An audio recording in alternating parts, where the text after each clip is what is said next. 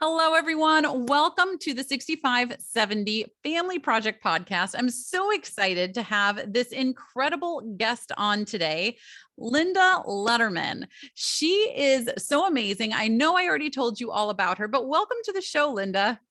Oh, thanks so much. I'm thrilled to be here. Oh, yay. Well, you guys, like I said before, she is a foodie, right?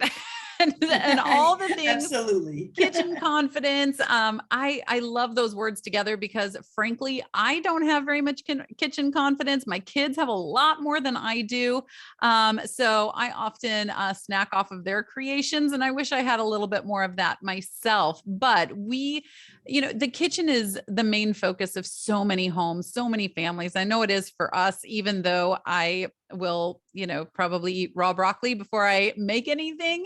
But my kids make a lot of stuff. But we hang out in the kitchen, and that's where a lot of our dance parties, a lot of our conversations, all of the stuff at the end of the day, it always starts and ends in the kitchen. So tell me a little bit, Linda.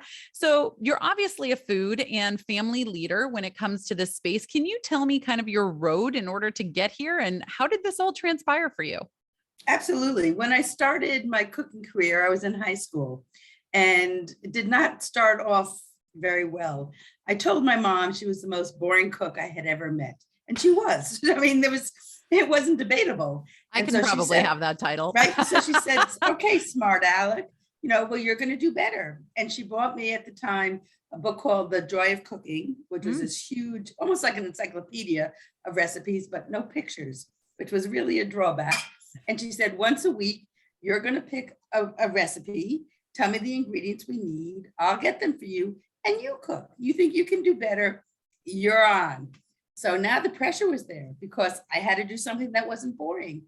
And I knew nothing, literally nothing about cooking because my mom wasn't a really very good teacher. So I would pick out what I would think would be the most exotic recipes. And the first one I tried was something called Swedish meatballs. Oh. What on earth do I know from Swedish meatballs? I know nothing. That, nothing. By the way, is my favorite dish. No kidding. It is. Well, I might take lessons for you on this one.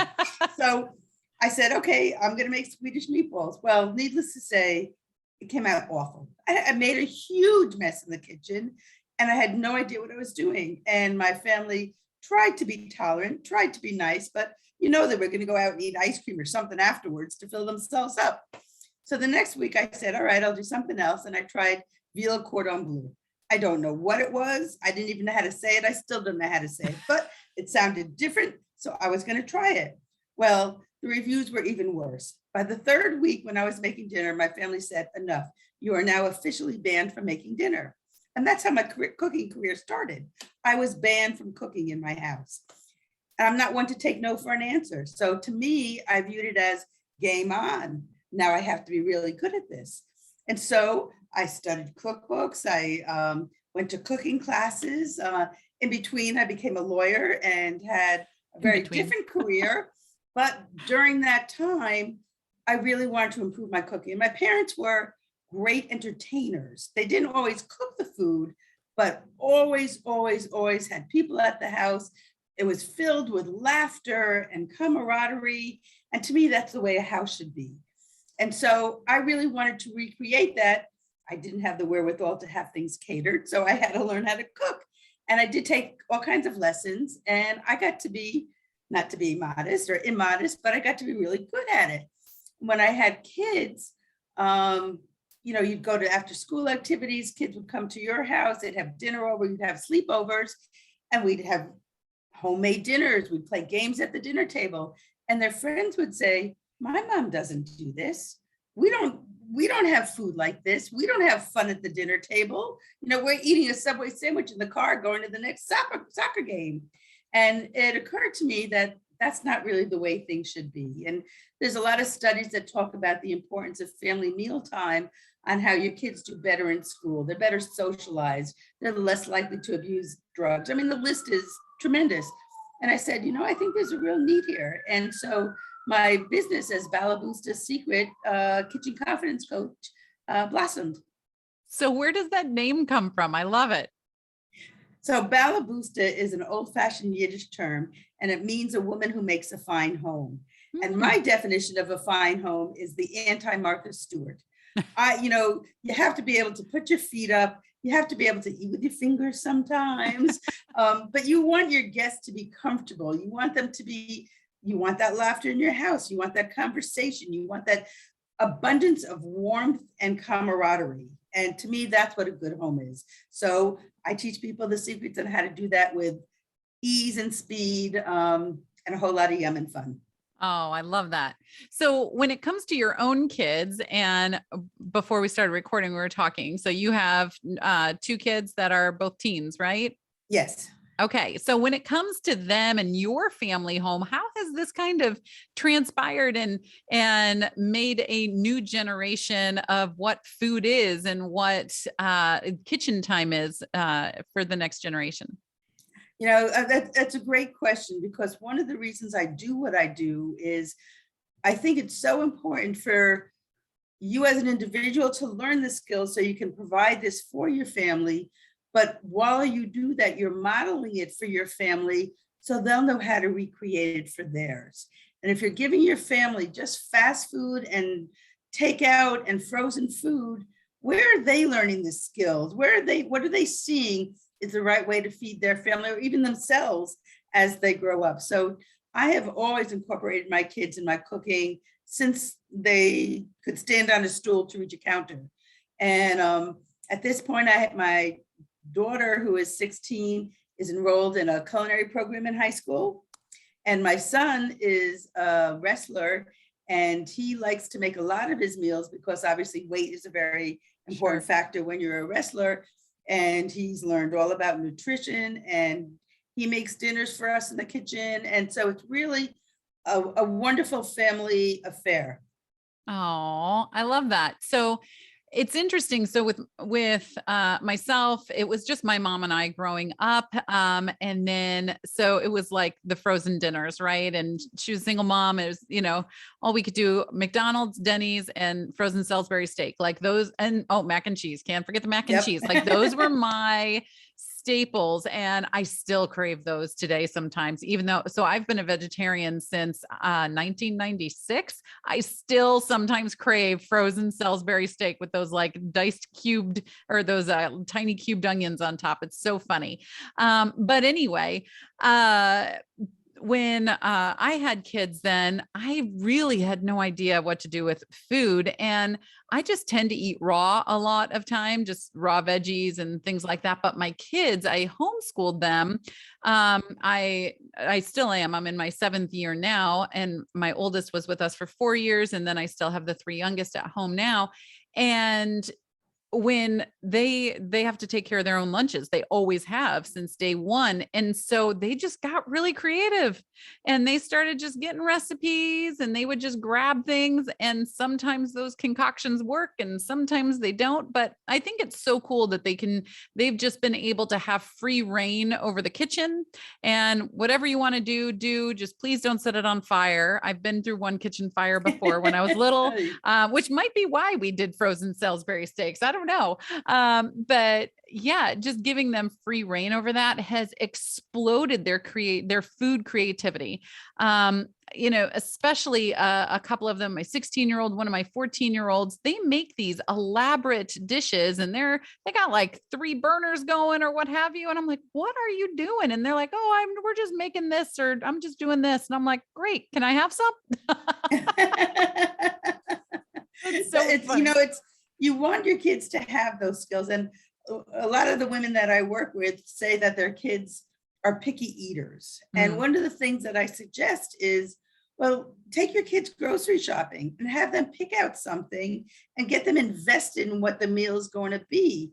And if the meal flops, and we all have had meals that tanked. Sure. I don't say, oh, I'm sorry, that was terrible. Oh, I'm a horrible cook.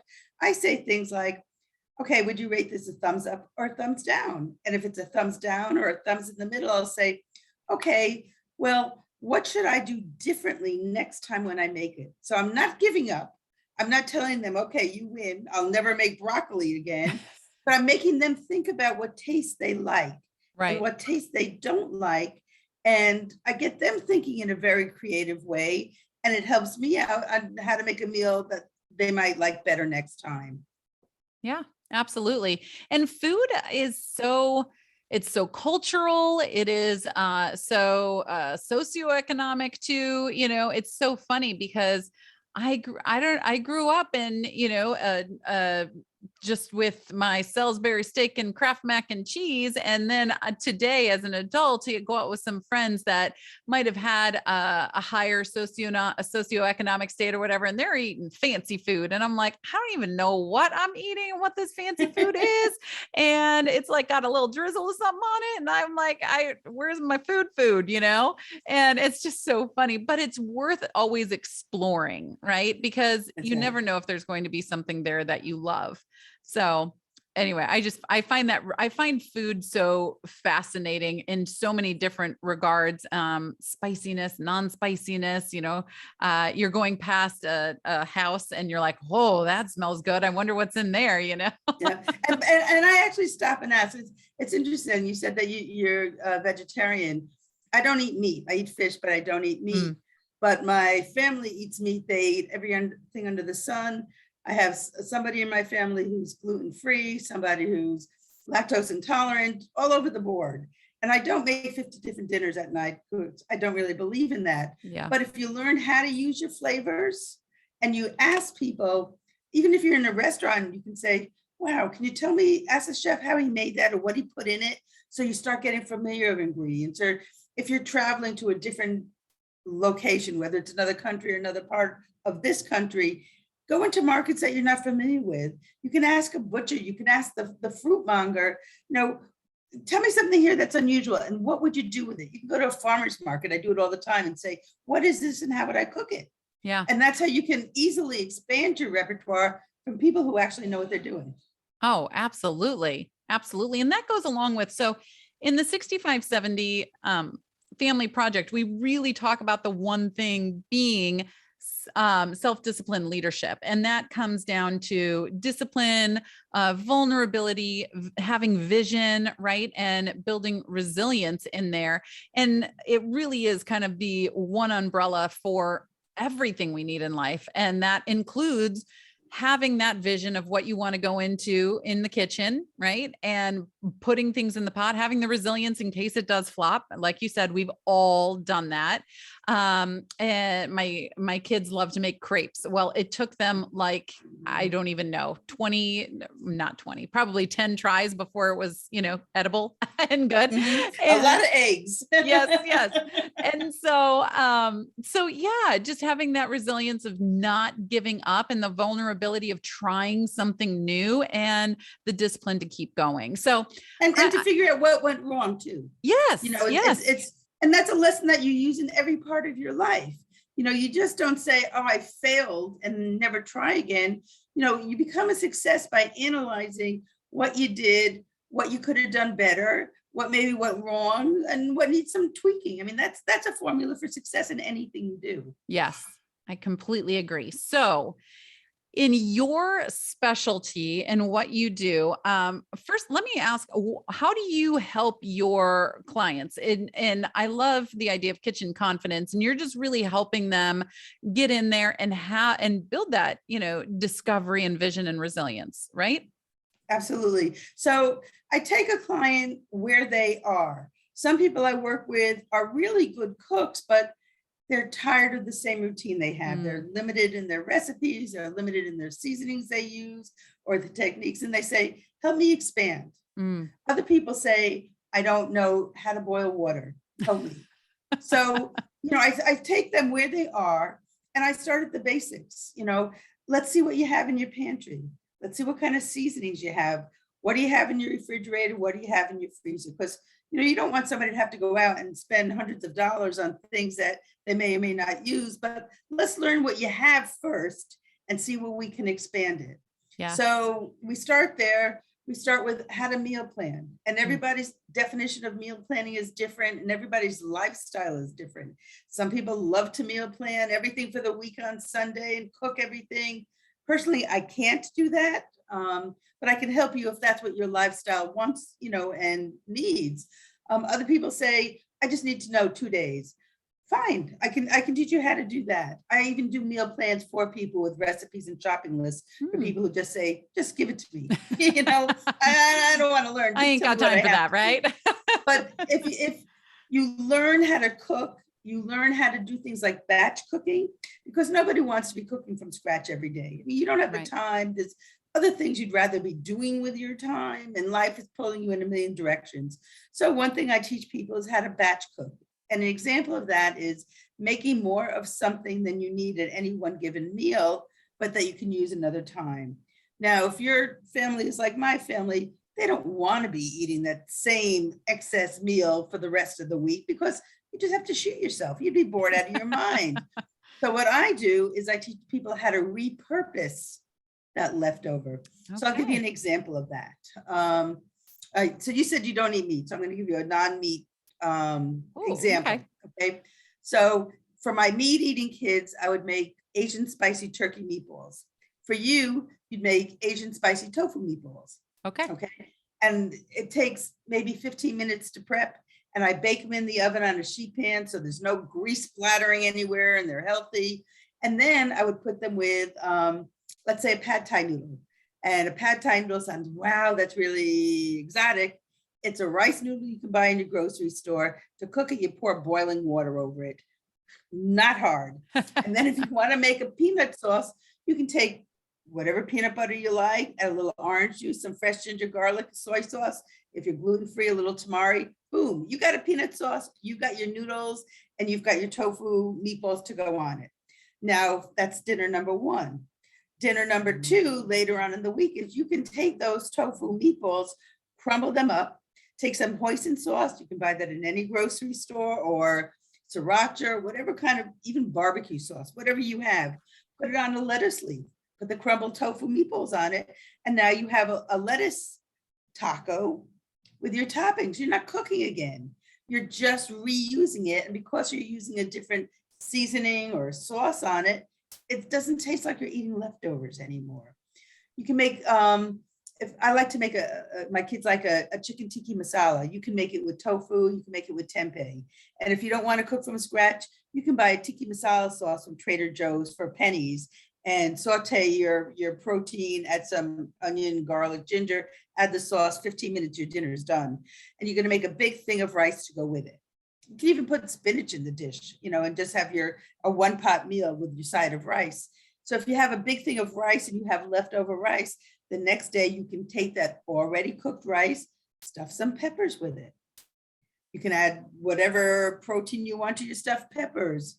You can take that same leftover rice and make fried rice, because the secret to making fried rice is the rice has got to be a day old. So instead of saying, I'll never remember to make rice the day before, no, make a big batch and you use the leftovers for a totally different meal the next day. So now your cooking time has been reduced tremendously. Your family's thinking you're a genius. You're kind of like so proud of yourself because you've saved yourself all this work and time. Wow. I love that. That's ingenious. Yeah, that's ingenious, because we do get into these meal ruts, where we have the same thing every single week, the same day. And Taco Tuesdays, we have Taco Tuesday every single Tuesday, but we all look forward to it for now. But during the pandemic, I know a lot of people got into some big food ruts too. And even especially with going out, when the pandemic first started, we were ordering Papa John's on Friday nights, ordering some pizza. And little did we know we would be doing that a year later, because everything was still going on. We're like, okay, wait, no, we've done this 50 times. We need to not do this. Yeah. But so here's some help with those routine Taco Tuesdays. So I say, sometimes it's very easy if you want a meal plan to have theme nights. So Taco Tuesday would be a really great theme.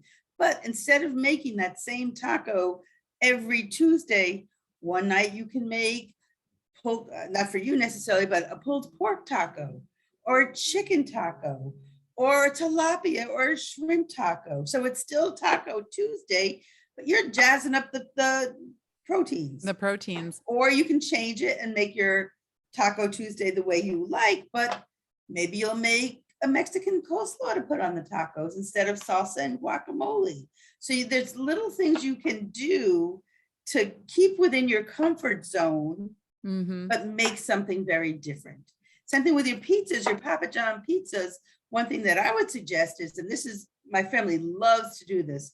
I buy pizza dough. You can buy pizza dough, or you can even buy a pizza crust, whatever you want.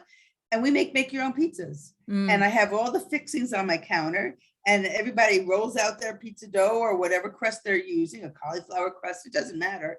And then they put it on a sheet pan with your own toppings, bake it. They make crazy shapes, and nobody says it's got to be round, and everything's individualized. So if somebody wants pepperoni and you just want mushrooms and onions, go for it. Yeah. You know, and now you're not spending a mint on 50 different pizzas, and you're having your kids participate in the kitchen, and you can make it into a contest. Who can make the funniest shape? Who can guess what shape you're trying to make? You know, there's a million things you can do to make it fun. Yeah, no, I agree. And we've done that one before, and it is so fun. In order to, everyone can just make whatever they want. And yeah, we've had some pretty interesting creations happen before. Okay. So the importance, you touched on it a little bit earlier, and about the family dinner table and what that looks like and how it's made a priority and why it should be such a priority to at least have this time every day. And a lot of people find mealtime, because you usually sit down in order to eat. That is an easy time to pick that everyone can get together. But tell me a little bit about how you work with families with the dinner table. Sure. You know, oftentimes by the time you sit down for dinner, you as a parent, you're spent. You know, you've done whatever you had to do during the day, whether you're working, volunteering, doing things in the house, schlepping your kids, whatever you're doing. And then you said, oh my God, now I got to figure out what to make for dinner. And then you make the dinner. And the last thing you want to do is be nice. You know, I mean, sometimes you just want to hide. So that's not a really good way to have a successful dinner, I just have to say. So you could think in advance what you can do to have a successful dinner. You know, I always tell my kids, if you're going to have company over, or if you're going to go over somebody's house, it's always a good social skill to think of things you want to talk about, or games you want to play, or do something like that. So I give that same advice to the people that I work with. And I say, there's so many ways that you can have a conversation that doesn't start with, how was your day? What did you learn in school? Because inevitably your kids are going to say, it was fine. What did you learn? Nothing. What did you do? Nothing. 8 hours. My tax dollars at work. Nothing. You know, it's not a good way to have a meal at any stretch of the imagination. So I teach parents how to play games at the table. And there's tons of games you can play that people of any age can play. I also tell them that you can tie in a food theme to your meal. An example of that is, there used to be a marketing agency in California. And on top of their building, they had this hideous, huge, maybe 10, 15 foot tall statue. The body of a human, like a lumberjack body, and the top was a chicken head. Hideous, from miles around. You could see just this hideous statue. Well, the town eventually started to really like it because it was so hideous. And then one day, you know, the marketing company either moved or went belly up, and somebody bought the building, and they wanted to take down that statue of the chicken boy. And the town was incensed. You can't do that. That's our beloved chicken boy. And they actually rallied to get the funds to take it off the building and put it in a park, a local park, so it could be celebrated. And they made Chicken Boy Day an official local holiday. Oh, so things like September 5, Chicken Boy Day. So one of the things I do with my clients is I find out what interesting holidays are coming up for the week, and they're all stupid, you know, I mean, they're fun. That's the whole idea, is to have fun. And so let's say it was Chicken Boy coming up. I'd say, okay, Chicken Boy's coming up. Let's think of like 2 or 3 chicken recipes you want to make.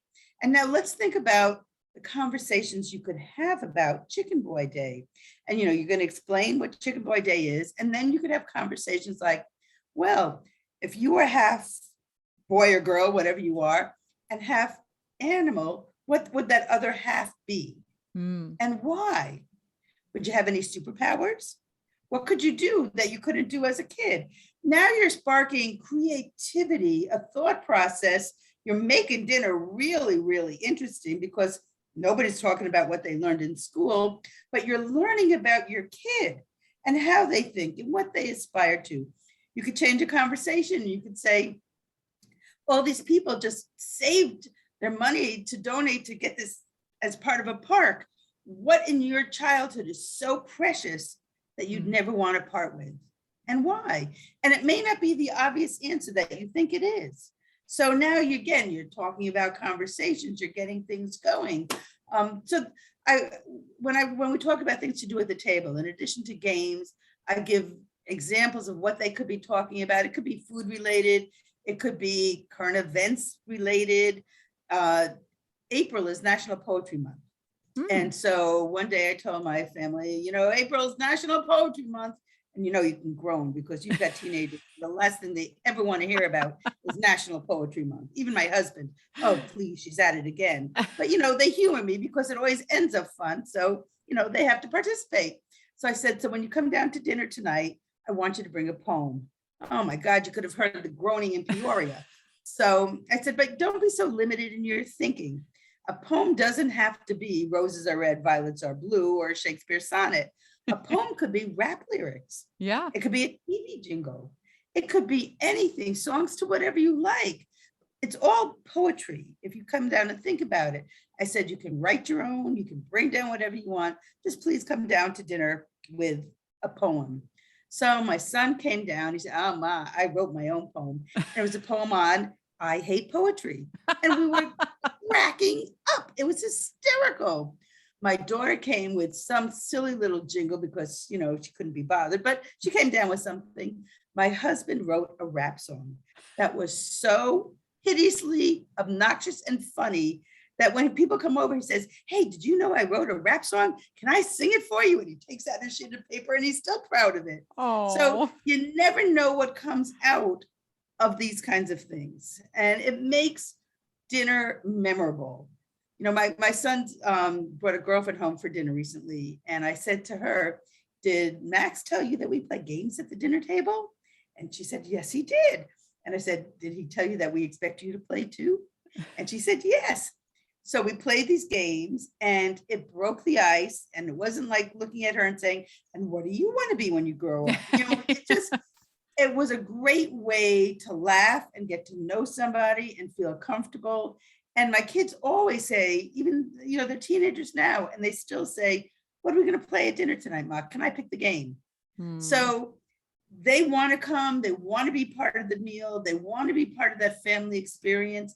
It gets rid of all the stress you have during the day. Sometimes you want to talk about serious things, and they obviously feel more comfortable doing it at a dinner table because it's a safe place. And everybody needs a place where they can vent, where they can feel relaxed, where they can be themselves, whether it's being foolish or being serious. And the dinner table is an ideal place for that. Yeah. Wow. I think that is a tremendous takeaway, our games at the dinner table. I think that's fantastic. Well, before we get going, because I think you've shared so much wisdom on here today, but before you get going, is there any quick tips or meal prep ideas that you have that our listeners can go ahead and take from this right away? Besides, I'm going to go find a game for the dinner table tonight. Oh, absolutely. My big advice is stop putting so much pressure on yourself. It's only food. It's really only food. And instead of feeling bad about a meal that you make, if it doesn't come out right, make a family story about it. It's okay to be the butt of the joke if you're willing to have fun with it. So if you take the pressure off of preparing family meals, now you feel more empowered to be creative. Start small. Nobody says you have to make those Swedish meatballs because God knows what I was thinking. But you could take a piece of chicken and you could say, how could I flavor it a little differently?